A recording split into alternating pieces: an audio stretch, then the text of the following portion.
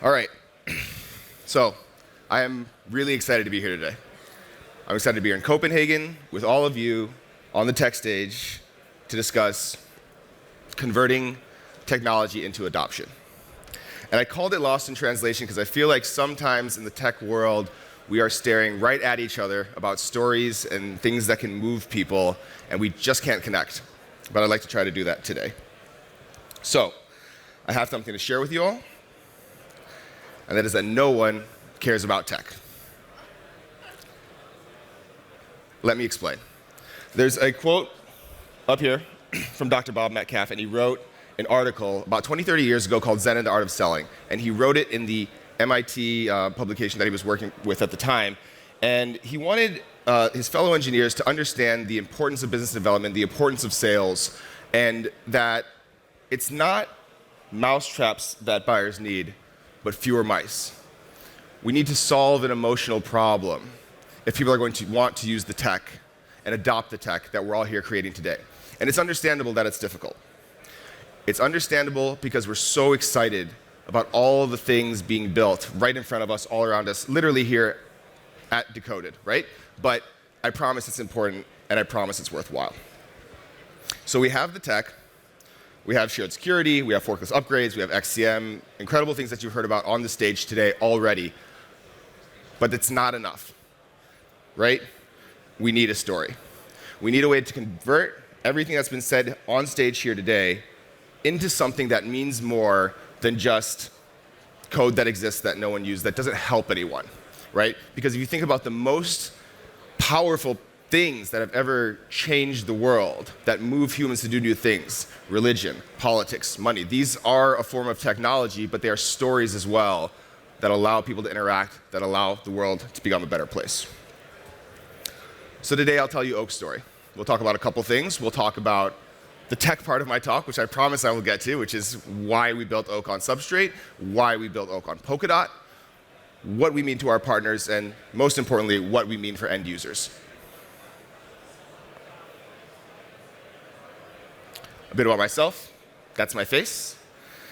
I'm the Vibe Architect. I got that title by giving it to myself, if anyone was curious. Sometimes you just need to go out and ask for what you want from the universe. But I spent 10 years, a little bit more than that, in traditional finance, working for the enemy, where I raised about $500 million across that time frame. In the past 6 years, I've been working at startups, most recently at Oak Network and crypto, working with brands, influencers, to try to tell this story, exactly what I'm talking about. So that's what I do at Oak Network. That's what I'm here to do today. And hopefully all of you that are listening here and at home on the stream get something out of that. So the origin story of Oak Network. The origin story is effectively Chris Lee, our founder, not a picture of Chris, decided that the scaling war is over. We have plenty of block space. We have plenty of L2s. We're getting into L3s now. These are no longer interesting things to do. But a more powerful transaction could be interesting. And this is where the idea of automation came around. And Vitalik has written about why they left the alarm clock opcode out of the EVM. And it took some research. It took about 9 months of academic research to vet out that this thing was theoretically possible, that you could have trustless automation, that you could have this feature that we've built. But it took time, and it was time to build. So after all that time of research, we were trying to build as fast as possible. And bar none, I don't think anyone here will disagree, although this may be news to some folks who are new to the ecosystem, Substrate is the fastest way to build your big idea on a blockchain.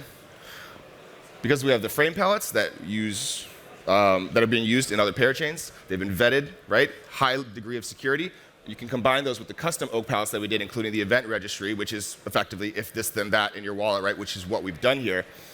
It allows for innovations like dynamic dispatch, which in the short version, in my non-technical terms, we can now call out to any extrinsic at any chain, or very shortly on any smart contract in either the Moonbeam or the Astar ecosystems as well, and create any function to happen on the other side. So this allows Oak, again, to bring it back to the less mice. These are all interesting things, but what it means for our partners is you're no longer restricted by what Oak can do and program. We can come to you and serve your needs directly. So if Substrate is the fastest way to build your big idea, then Dot is the fastest way to launch it. You have shared security, extremely reliable block space, which for automation is absolutely crucial, right? If you think about the idea that people don't want to worry about these things, then reliable block space is crucial. Reliable fees, reliable everything, right? And we don't have a cold start problem. I don't like to name drop other ecosystems specifically, but you've seen it elsewhere, and you've heard Gav and Rob talk how you cannot retrofit governance and other issues that are starting to kind of crop up that the builders at Parity have been thinking about for some time. It allows Oak, even as a new project, and I suppose we're a little bit more well-known now, but in the beginning when we were very new, have real conversations with top projects in the ecosystem because of that shared security model, right? We can connect day one as soon as we get our parachain slot, and in the future, pay as you go, to get our services running without having to bootstrap nearly as much as you would if you had to spin up your own chain. And then forkless upgrades allow us to expand upon that idea. So working with Oak and what it means for our partners. If you were here just a bit earlier, you heard my colleague Christian Dirk talking a little bit about auto compounding with Mangata, and these are some of the partners that we've worked with as well for this auto compounding feature. I'm a big incentives guy, and you want at every level of your product the incentives to be aligned. That's why I absolutely love auto compounding.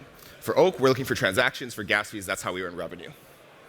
For our partners, they're looking for a better product, and whether that's Nova Wallet and Subwallet and being able to create an auto compounding directly in your wallet, or whether that's Mangata and YieldBay, being able to create stickier TVL, higher transaction volume, and hopefully higher TVL because you have a more convenient product. We've seen all that happen. We have the data. I don't want to share it all here. It's not that type of presentation.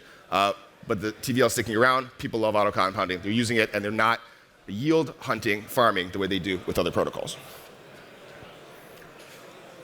We have another one here. We're starting to work with EVM. Our Moon River integration will be going live in just a couple of weeks with the HRMP channel going live today. And what Oak means in the EVM world is also very interesting, right? Because there's a ton of L2, L3. We talked about this earlier, scaling options at this point. So why Polkadot, right? We get that question asked to us regularly. And Oak is one of those reasons. But I even tell them, I say, don't pitch Oak. Don't say, oh, we work with Oak Network. It doesn't matter. When I want Astar and Moonbeam to go out and compete with other EVM developers, I want them to say you have automation capabilities day one, out of the box. You can't do that anywhere else. And I think that's a pure upside in functionality that matters. Last but definitely not least, the actual users of the automation, right? What we mean at Oak Network that can sort of move the needle and show you where we want to go with this. Current solutions are mid.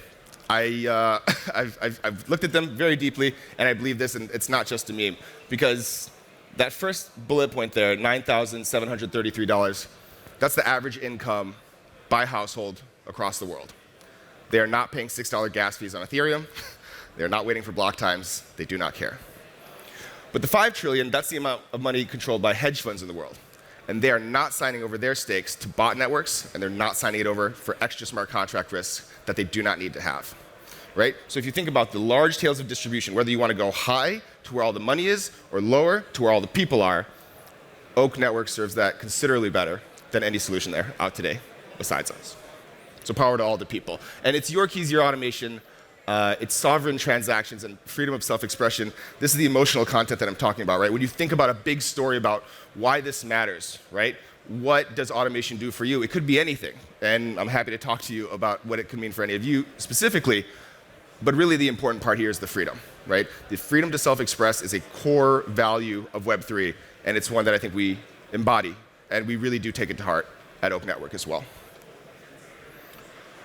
So I'll end on a bit of a positive note, hopefully. It's early is another meme that I absolutely love. Those are your MetaMask users, Uniswap, Ethereum, and Bitcoin. And that's the same chart next to Instagram, TikTok, Facebook, and Google. No one has adoption yet. No one. I don't care what their valuation is. I don't care what the VCs told you. No one has it yet. But we're working on it, and we're getting there. And that's important to remember because sometimes you come into the space and we think we have to copy narratives or do something that has already been done or look a certain way that has seen what we consider success before, but we're still breaking everything down. And I don't think anyone's really figured out how to sell fewer mice yet. But I'd like to. I'd like all of you to too. And that's why I'm not up here selling XCM. I'm not selling shared security. What I'm up here doing today is trying to convince you all that if you have a big idea you want to build, and you want automation services ingrained in there so that you have a better product for your users, then that is with Polkadot and Oak Network.